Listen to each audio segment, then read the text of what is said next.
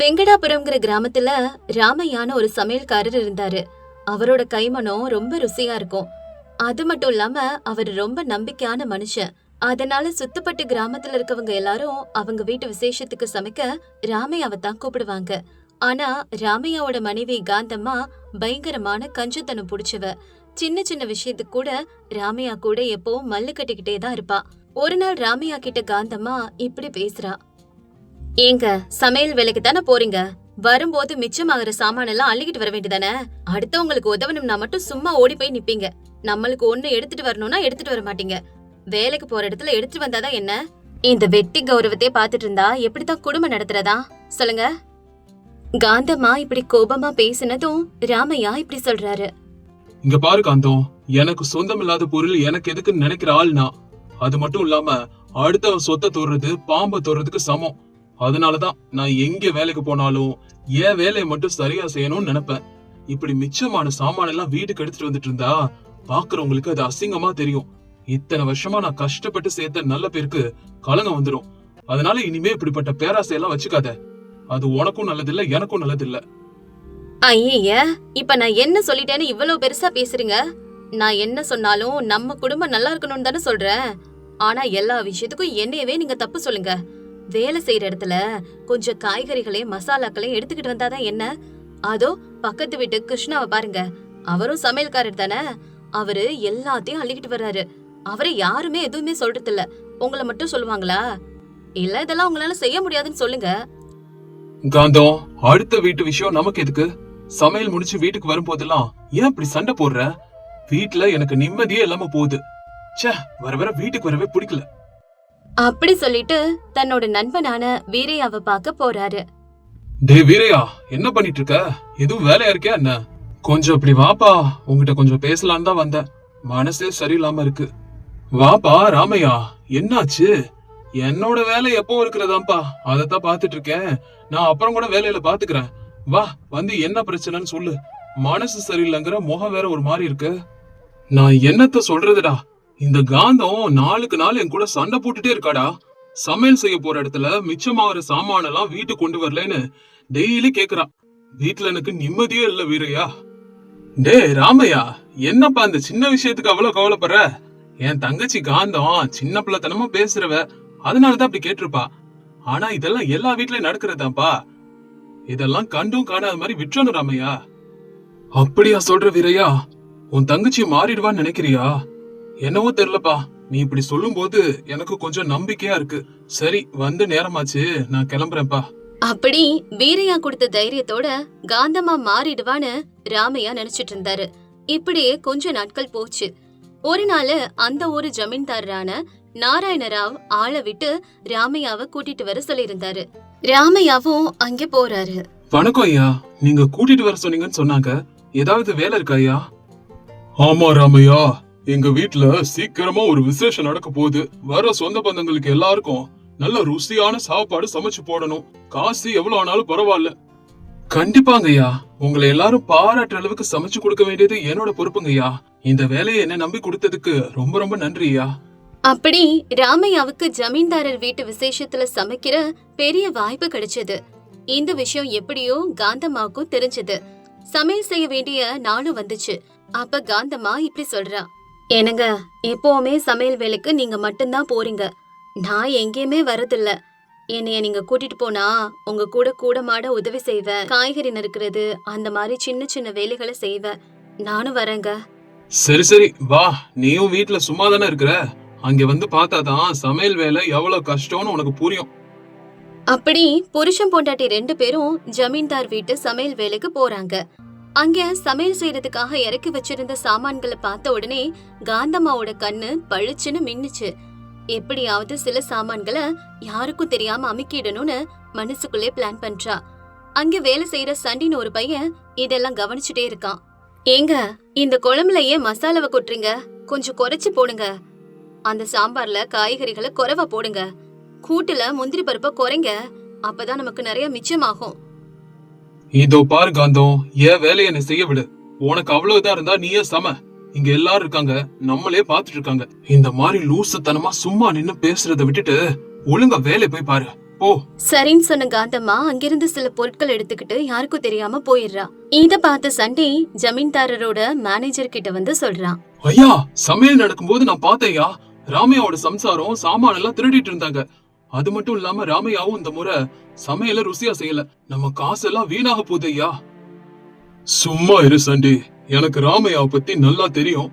அவனை பத்தி என்கிட்ட குறை சொல்றியா? அவன் சூப்பரா சமைப்பான், ரொம்ப நம்பிக்கையானவன். நீ ஏதோ தப்பா புரிஞ்சுக்கிட்டு இதெல்லாம் சொல்ற. சரி, இதெல்லாம் யோசிக்காம நீ போய் வேலையை பாரு. ஆனாலும் இந்த மேனேஜர் கனகையாவுக்கு கொஞ்சம் சந்தேகம் வருது. அதனால ராமையா கிட்ட போய் பேசுறாரு.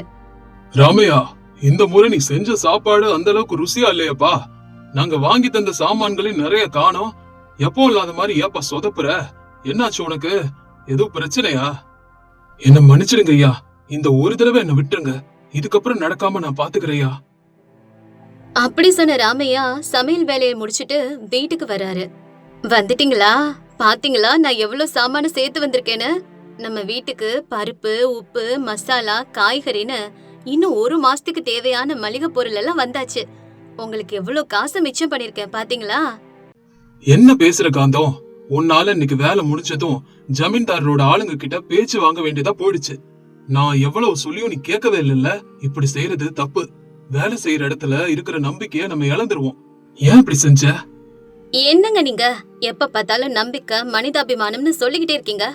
உங்களால இவ்வளவு சாமான ஒரே நேரத்துல கொண்டு வர முடியுமா? உன் கூட என்னால மல்லு கட்ட முடியாது காந்தம். உன்னை அந்த கடவுள் தான் மாத்தணும். உன்னால எனக்கு கெட்ட பேர்னு சொன்னாலும் உன் புத்தியை நீ மாத்திக்கவே மாட்டேங்கிற. அப்படி கோபமா சொல்லிட்டு வீரையாவை பாக்குறதுக்கு ராமையா போறாரு. டேய் ராமையா, என்ன இப்படி வர்ற? சமையல் வேலை எல்லாம் முடிஞ்சதா? விசேஷம் எப்படிப்பா போச்சு? சீக்கிரமா வந்துட்டு போல இருக்கு. அத பத்தி ஏன்பா கேக்குற? என் மான மரியாதை எல்லாம் போயிடும் போல இருக்குதுப்பா. கஷ்டமா இருக்கு. என்னப்பா இப்படி சொல்ற? என்ன பிரச்சனை? கொஞ்சம் புரியுற மாதிரி எதா இருந்தாலும் தெளிவா என்கிட்ட சொல்லுப்பா. எனக்கு பிரச்சனையும் உன் தங்கச்சி காந்தத்தினாலதான்ப்பா.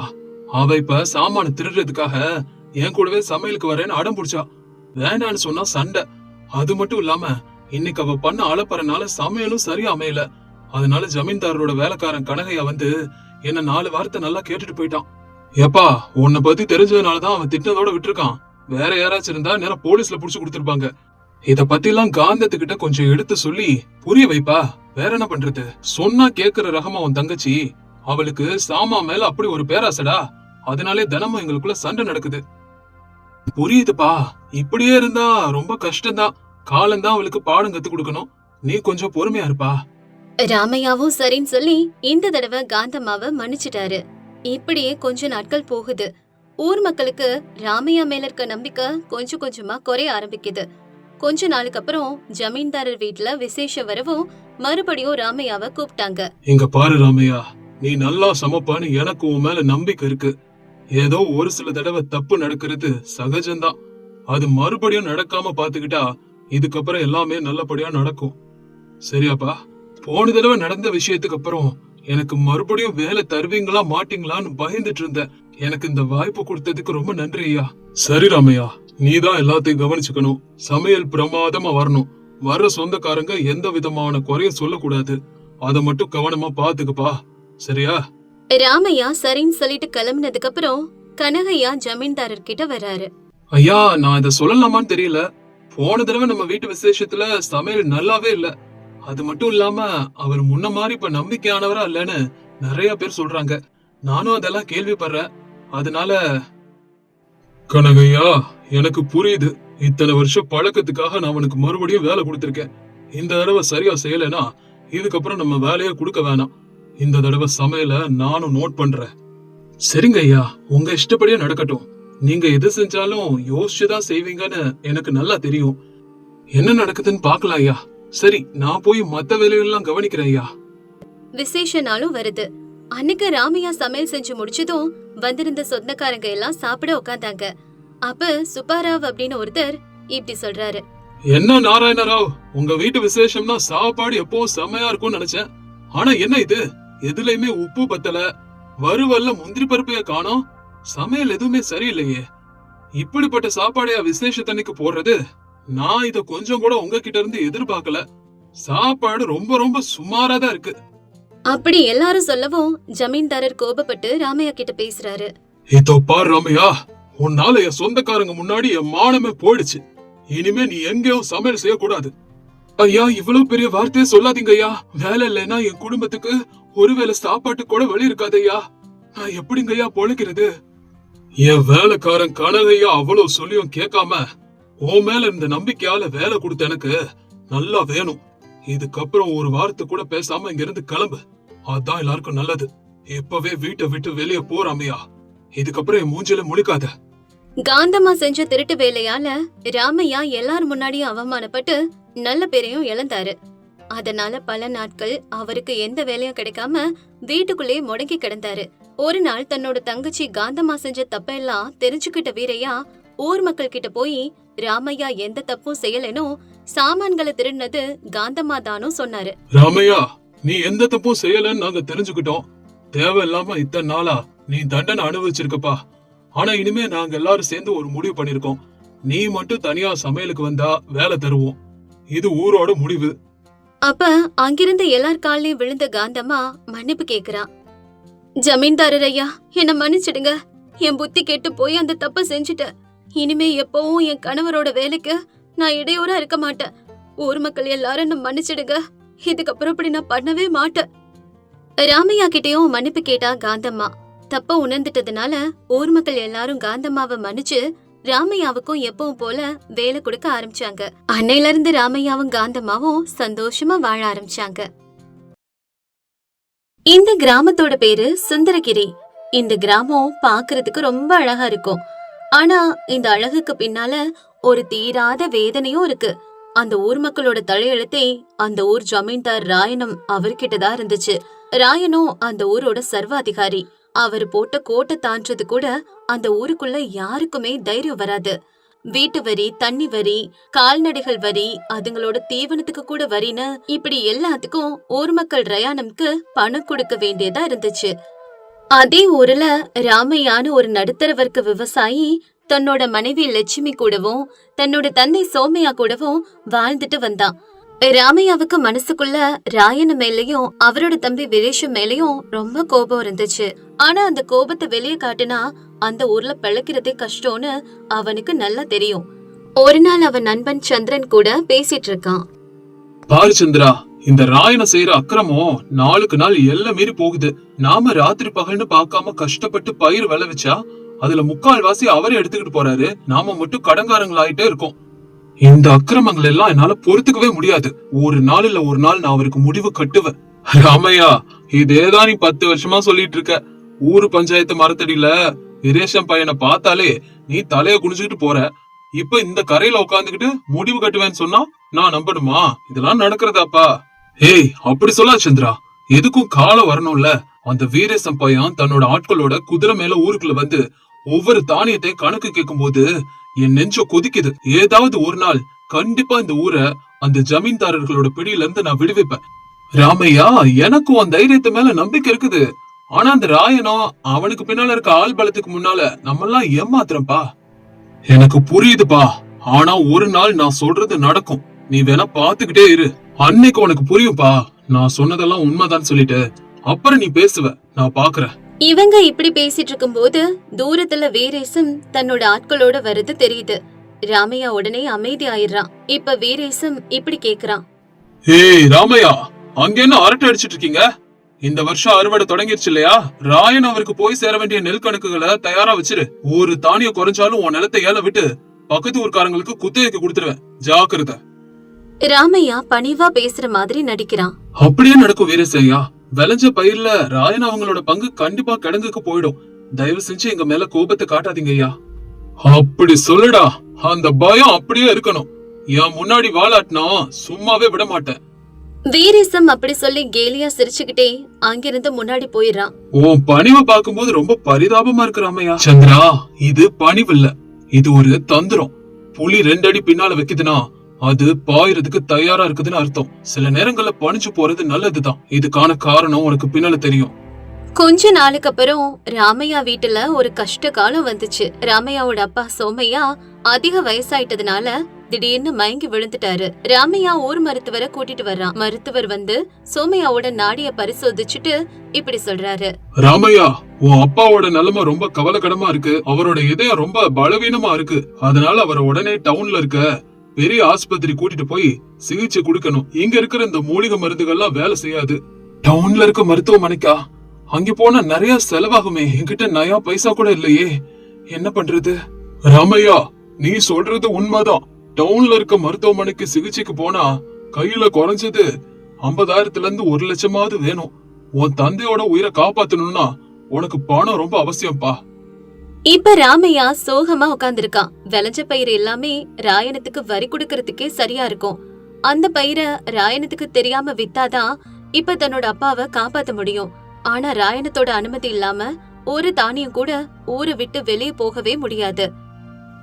என்னங்க, இந்த நெல்லை நம்ம வித்தாதானே உங்க அப்பாவை காப்பாத்த முடியும்.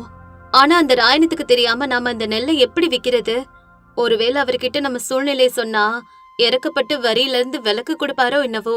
சொல்லி பாக்கலாமா நம்ம? என்ன சொல்றீங்க? லட்சுமி, நீ நினைக்கிற மாதிரி ராயனத்துக்கு இறக்கமே இல்ல. நம்மளுக்கு என்ன சூழ்நிலை இருந்தாலும் அவருக்கு வரி வந்தே ஆகணும். அப்பாவை காப்பாத்த நம்ம வேற வழிதான் யோசிக்கணும். எப்படிங்க யோசிக்க முடியும்? ஊரை சுத்தி ராயனத்தோட காவல் ஆட்கள் இருக்காங்க. நாம அவங்களோட கண்ணுல மண்ணு தூவிட்டு நெல்ல ஊரை தாண்டி கொண்டு போயிட முடியுமா? என்கிட்ட ஒரு யோசனை இருக்கு லட்சுமி. ராயனத்தோட ஆட்கள் ராத்திரி நேரத்துல இருக்க மாட்டாங்க. அதனால யாருக்கும் தெரியாம நடுராத்திரி நேரத்துல நம்ம தானியத்தை வண்டியில கட்டிக்கிட்டு பக்கத்து ஊர்ல போய் வித்துறேன். அப்படி செஞ்சா நமக்கு காசும் கிடைக்கும், அப்பாவை டவுன் ஆஸ்பத்திரிக்கும் கூட்டிட்டு போலாம். வேண்டாங்க, அது ரொம்ப ஆபத்தானது. ஒருவேளை வீரேசத்தோட ஆட்கள்கிட்ட மாட்டிக்கிட்டா நம்ம உயிர் கூட நமக்கு மிஞ்சாது. வேற வழியே இல்ல லட்சுமி. அப்பாவோட உயிரை காப்பாத்தணும்னா இப்படி துணிச்சலா ஏதாவது செஞ்சுதான் ஆகணும். சொன்னது போலவே ராமையா அன்னைக்கு ராத்திரியோட ராத்திரியா ரொம்ப எச்சரிக்கையோட நெல் வண்டிய பக்கத்து ஊருக்கு கொண்டு போறான். விடிய காலையில பணத்தோட திரும்பி வர்றான். அந்த பணத்தை வச்சு ராமையா தன்னோட அப்பாவான சோமையாவ டவுனுக்கு கூட்டிட்டு போய் சிகிச்சை கொடுக்கறான். ஆனா ராமையா நெல்ல கடத்திட்டு போனத அதே ஊரை சேர்ந்த சாம்பையாவும் சில விவசாயிகளும் பாக்குறாங்க. அடுத்த நாள் சாம்பையா ராமையாவை ரகசியமா சந்திக்கிறான். ராமையா, நேத்து ராத்திரி நீ வண்டியோட வெளியே போனத நான் பார்த்தேன். நீ செஞ்ச காரியம் எங்க எல்லாருக்கும் ஒரு வழிய காட்டியிருக்கு. எங்க வீடுகள்லயும் ரொம்ப வறுமையா இருக்கு. எங்க நெல்லையும் அந்த வர்த்தகர்கிட்ட வித்து கொடுக்கறியா? உனக்கு கொஞ்சம் காசு தரோம். ஆனா சாம்பையா, இதனால என் உயிருக்கு ஆபத்து மட்டும் இல்ல, இந்த வேலை ஊர் முழுசுக்கும் ஆபத்தானது. இருந்தாலும் விவசாயிகளோட பசிய பாத்துக்கிட்டு என்னால சும்மா இருக்க முடியாது. சரி, யாருக்கிட்ட எல்லாம் நெல் இருக்குதோ சொல்லுங்க, நான் ராத்திரில கொண்டு போய் சேர்க்கிறேன். அப்படி ராமையாவோட நள்ளிரவு வியாபாரம் அந்த ஊர்ல ஒரு ரகசிய வேலையா மாறி போயிடுச்சு. விவசாயிகள் எல்லாரும் வரியா ரயானத்துக்கு கொடுக்கற நெல்லோட அளவை குறைச்சு ராமையா மூலமா வெளியில விக்க தொடங்குறாங்க. வீரேசத்தோட ஆட்கள் வந்து கேட்டா விவசாயிகள் எல்லாரும் பயிர் விளையல, பூச்சி அரிச்சிடுச்சுன்னு பொய் சொல்ல தொடங்குறாங்க. கொஞ்ச நாட்கள் அப்படியே போகுது. ராயனத்தோட கிடங்குக்கு வர வேண்டிய வரி நெல் இந்த வருஷம் ரொம்ப குறைவா இருக்கு. அதனால ராயனும் கோபத்தோட தன்னோட தம்பி வீரேசனை வரவழைக்கிறாரு. வீரேஷம், இந்த வருஷம் மழை நல்லா பெஞ்சிச்சுல்ல, பின்ன ஏன் நமக்கு வர வேண்டிய வரி பாதி அளவு கூட வரல? அண்ணே, எனக்கும் அதே சந்தேகம் தான் இருக்குது. அந்த விவசாயிங்க எல்லாரும் பயிர் விளையலன்னு ஒரே மாதிரி சொல்றாங்க. ஆனா என்னால இதை நம்ப முடியல. நமக்கு தெரியாம ஊர்ல ஏதோ நடக்குது. விவசாயிங்க எல்லாரும் நெல்ல வேற யாருக்கோ விக்கிறாங்கன்னு நினைக்கிறேன். இதை நம்ம சீக்கிரம் கண்டுபிடிக்கணும்னே. அப்போ உடனே தேடுதல் வேட்டையை தொடங்கு. ராத்திரி ஆனதுக்கு அப்புறம் ஊர் எல்லைகளோட காவலை அதிகப்படுத்து. எவனாவது நெல்ல கடத்தினா அங்கே அவனுக்கு முடிவு கட்டு. வீரேசம் தன்னோட ஆட்களை ராத்திரி நேர ரோந்து பணிக்கு அனுப்புறான். அதுக்குள்ள ராமையா அவனோட அப்பாவோட சிகிச்சைக்காக வாங்கின கடனை எல்லாமே அடைச்சிட்டான். அவன் இந்த வேலையை நிறுத்தலான்னு நினைக்கிறான். ஆனா ஊர் விவசாயிங்க அவனை விடுறதா இல்ல. ராமையா, இப்ப சூழ்நிலை சரியில்லை. வீரேசம் ராத்திரி நேரத்துல கண்காணிப்பா அதிகரிச்சிருக்கானா. அதனால இதை நிறுத்துறதுதான் நல்லது. சந்திரா, நீ சொல்றது சரிதான். ஆனா சாமியா மாதிரி விவசாயிகள் இப்பதான் நிம்மதியா மூச்சு விடுறாங்க. அவங்களுக்கு நான் துணையா இருக்கணும். இந்த நள்ளிரவு வியாபாரத்தை இன்னும் ஒரு வாரம் செஞ்சா எல்லாரோட நெல்லும் வித்து தீந்துரும். ராமையா, நீ இல்லன்னா எங்களுக்கு வேற கதியே இல்லப்பா. அந்த ராயனத்துக்கு வரி கட்டுறது எங்களுக்கு பாரம் ஆயிடுச்சு. நீ எங்க கடவுள் மாதிரிப்பா. ராமையா கடைசி முயற்சியா மறுபடியும் ஒரு தடவை பெரிய அளவுல நெல்ல கடத்தணும்னு முடிவு பண்றான். அன்னைக்கு ராத்திரி விவசாயிகளோட நெல் வண்டிகளை வரிசையா கட்டி ராமையா முன்னால நடந்துகிட்டு இருந்தான். ஊர் எல்லைக்கிட்ட போகும்போது அங்க மறைஞ்சிருந்த வீரேசம் ஆட்களோடு வந்து ராமையாவை பிடிச்சிட்டான். ராமையா, மாட்டிக்கிட்டியா? இதுதான் உன் நள்ளிரவு வியாபாரமா? ராயணத்துக்கு கொடுக்க வேண்டிய வரி பணத்தை இப்படி திருடுவியா? வீரேசனை திடீர்னு பார்த்ததும் ராமையாவுக்கு ஒரு நிமிஷம் இதயமே நின்னு போயிடுச்சு. ஆனாலும் தனக்கு பின்னால் இருந்த விவசாயிகளை பார்த்ததும் அவனுக்கு எங்கிருந்தோ தைரியம் வந்துருச்சு.